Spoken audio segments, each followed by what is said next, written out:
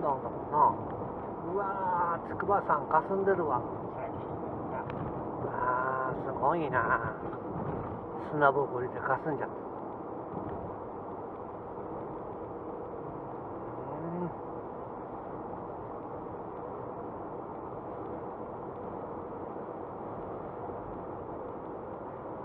お花見もね、密にならないように、一通にする。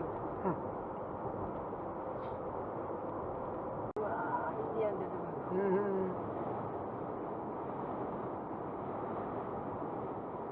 砂嵐。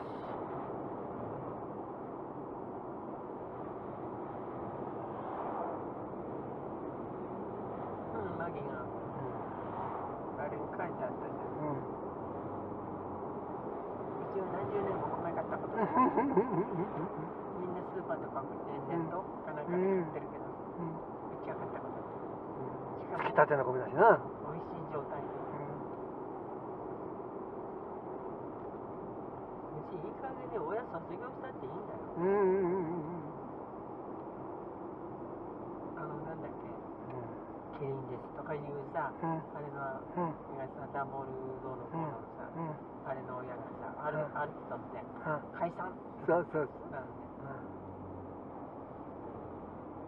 まだ中学生の時だったんですよ。